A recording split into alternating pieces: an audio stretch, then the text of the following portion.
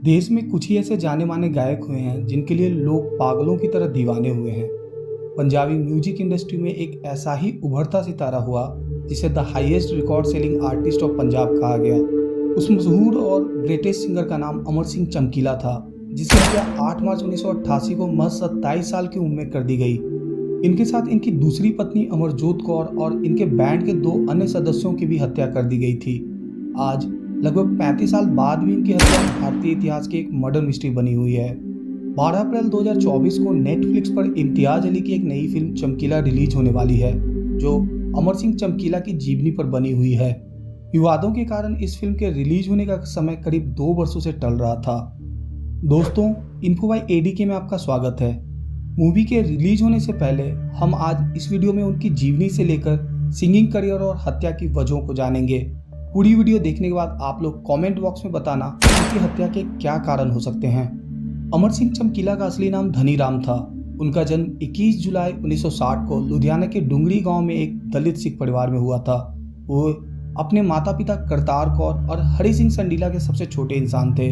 उनकी शिक्षा गांव के ही गुजर खान प्राइमरी स्कूल में हुई। पढ़ाई पूरी करने के बाद वह इलेक्ट्रीशियन बनना चाहते थे, पर परिवार की आर्थिक स्थिति खराब होने के कारण वे कपड़ों की मिल में काम करने लगे। बचपन से ही उन्हें संगीत से लगाव था। काम के बीच वह गाने लिखते और साथ ही साथ हारमोनियम और ढोलकी बजाना भी सीखने लगे। कुछ ही सालों में वह हारमोनियम और ढोलकी बजाना सीख गए। 1978 में चमकीला अपने सबसे अच्छे दोस्त कुलदीप पारस के साथ पंजाबी सिंगर सुरिंदर सिंधा के पास गए और उन्हें अपने लिखे गीत सुनाने लगे। 18 वर्षीय चमकीला को गाते हुए सुन सुरिंदर सिंधा उनके प्रतिभा से प्रभावित होकर उन्हें गले लगाया और कहा, आखिरकार मुझे वो शिष्य मिल गया जिसकी मुझे तलाश थी। फिर अमर सिंह चमकीला ने सुरिंदर सिंधा के साथ काम करना शुरू कर दिया और उनके लिए गाने लिखने लगे। अमर सिंह चमकीला की शादी गुरदयाल कौर से हुई, जिनसे उनकी 2 बेटियां हुई। परिवार बढ़ने के कारण घर की जिम्मेदारियां भी बढ़ गई। इस समय तब वह कुछ खास गाया नहीं करते थे, बल्कि वह ज्यादातर सुरेंद्र के लिए गाने लिखा करते थे, जिससे उन्हें पर्याप्त पैसे नहीं मिल पाते। पैसों की जरूरत के चलते उन्होंने खुद सोलो परफॉर्मेंस देना शुरू कर दिया। अमर सिंह चमकीला खुद गाने लिखते और तुम्बी के सहारे धुन देते। उनका संगीत पंजाबी ग्रामीण जीवन से काफी प्रभावित था, जहां वे बड़े हुए थे।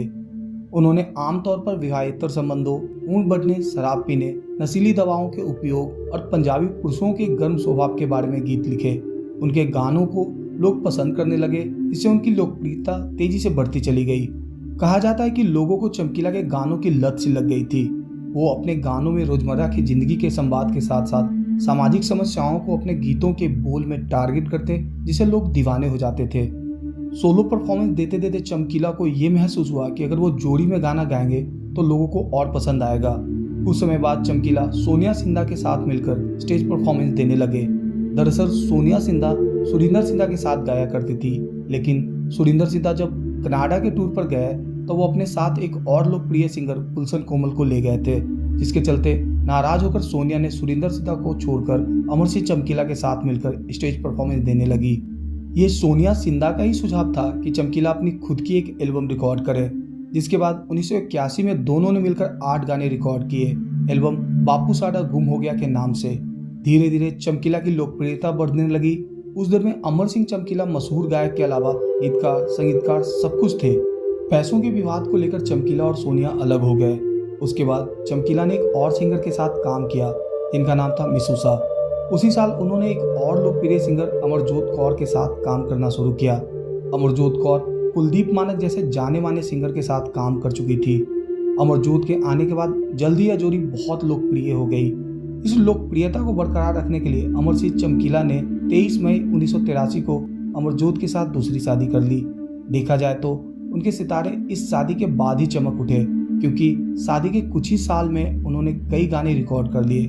साथ ही साथ वह कनाडा, यूएस, दुबई और बहरीन जैसे देशों में भी लाइव परफॉर्मेंस देने लगे, जिसके कारण उनका करियर चमक उठा और लोग उन्हें शादियों में भी परफॉर्मेंस देने के लिए बुलाने लगे। उस समय में वह ऐसे परफॉर्मेंस के लिए 4000 रुपये लिया करते थे। पंजाब में अक्सर उनके परफॉर्मेंस अखाड़ों में हुआ करती थी, जहां वो अपने लिखे गानों को रिकॉर्ड करने से पहले लोगों को सुनाया करते थे। इसके अलावा वह उस समय दूसरे सिंगर्स के लिए भी गाने लिखते थे, जिनमें सुरिंदर सिंधा, जगमोहन कौर और केएस कूनर जैसे नाम शामिल हैं। 8 मार्च 1988 की तारीख को जालंधर से करीब 40 किलोमीटर दूर महसामपुर में अमर सिंह चमकीला का एक स्टेज शो था। उस दिन दोपहर करीब 2 बजे चमकीला अपनी दूसरी पत्नी तथा सिंगिंग पार्टनर अमरजोत कौर और अपनी टीम के साथ गाड़ी से शो वाली जगह पहुंचे। स्टेज शो वाली जगह पर लोगों की भारी भीड़ जमा थी।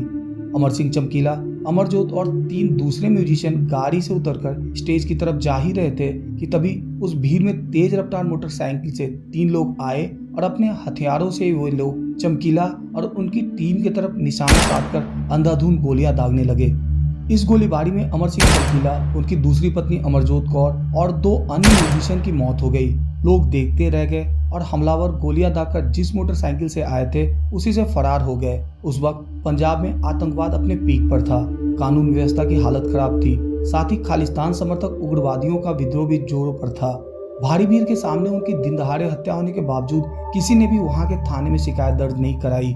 यहाँ तक कि अमर सिंह चमकीला के घर वालों ने भी थाने में शिकायत दर्ज नहीं कराई।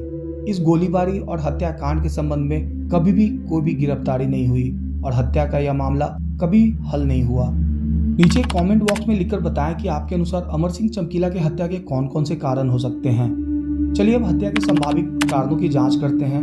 अमर सिंह चमकीला की हत्या के कई कारण हो सकते हैं। एक कारण हो सकता है उनके लिखे और गाए गानों में विवादास्पद एडल्ट थीम्स। चमकीला के गानों के एल्बम एडल्ट थीम्स और सेक्सुअली एक्सप्लिसिट कंटेंट के बारे में किसी भी चेतावनी के बिना उस समय बेचे गए थे। उनके ओपन एयर के स्टेज शो में बच्चे भी मौजूद रहते थे। उनके समक्ष चमकीला ने मुख्य रूप से शराब और महिलाओं पर केंद्रित यौन सामग्री के बारे में गाया। उनके एल्बम के विषय में बेवफाई, पीडोफीलिया, घरेलू हिंसा, यौन शोषण आदि पर आधारित थे।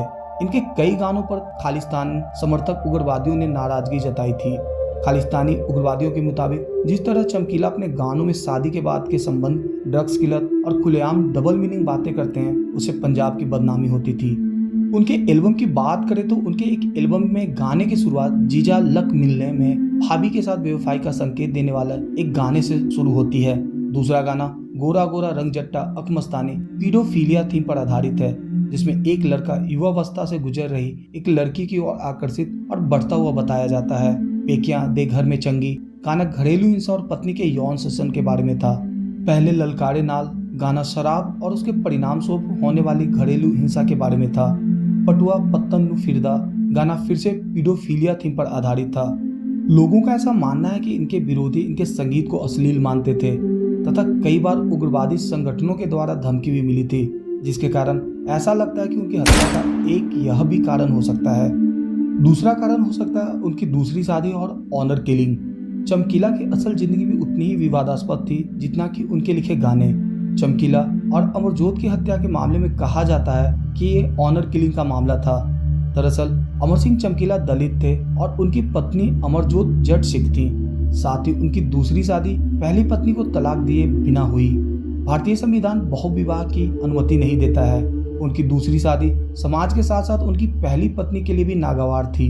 लोगों का एक पक्ष का ऐसा मानना है कि हत्या के पीछे अमरजोत के परिवार और गांव का हाथ हो सकता है। साथ ही दूसरे पक्ष का मानना है कि बिना तलाक के दूसरी शादी के कारण उनकी पहली पत्नी ने अपमानित और बेसहारा होने पर उन्हें मरवाया हो। तीसरा कारण हो सकता है उनकी अपार प्रसिद्धि तथा पंजाबी म्यूजिक इंडस्ट्री में प्रतिद्वंदिता। जब चमकीला की मृत्यु हुई तब वो अपने लोकप्रियता के चरम पर थे। वह सिर्फ भारत में नहीं बल्कि दूसरे देशों में भी मशहूर थे। वे ग्रामीण दर्शकों के बीच बेहद लोकप्रिय थे। चमकीला अपने करियर के 4-5 साल के अंदर ही पंजाब में हर एक के मुंह पर चढ़ गए थे। उनकी मासिक बुकिंग नियमित रूप से महीने के दिनों की संख्या से अधिक हो जाती थी। पंजाबी लेखक गुलजार सिंह सोनकी की लिखी किताब आवाज मर्दी नहीं कि अपने शोध के दौरान पाया कि अपनी लोकप्रियता के चरम पर चमकीला ने 365 दिनों में 366 शो किए थे।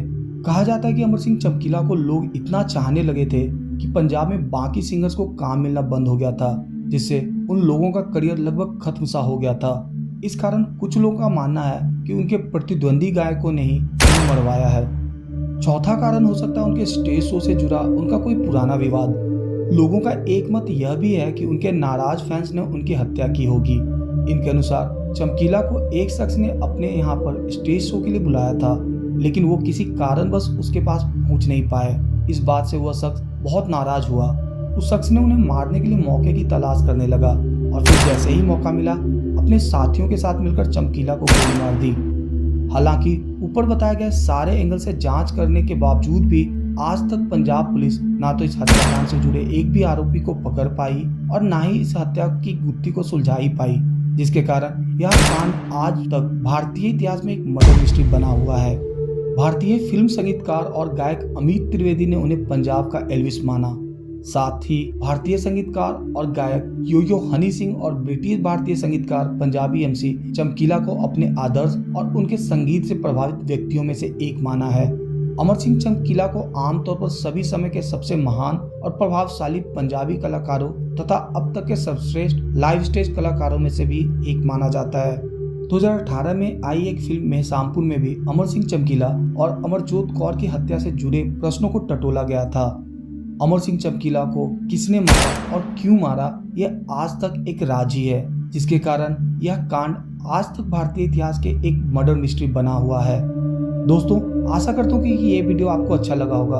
अगर आपको यह वीडियो इन्फॉर्मेटिव लगा हो तो इसे लाइक और शेयर जरूर करें। अपनी ज्ञान की यात्रा को ऐसे ही बढ़ाने के लिए मेरे चैनल को सब्सक्राइब करें और साथ ही से अन्य लोगों के साथ साझा भी करें, जिससे कि उन्हें भी लाभ हो। मिलते हैं जल्द एक नए वीडियो में एक नए टॉपिक के साथ। तब तक के लिए आप खुश रहें, स्वस्थ रहें और यूं ही अपने ज्ञान को बढ़ाते रहें। जय हिंद, जय भारत।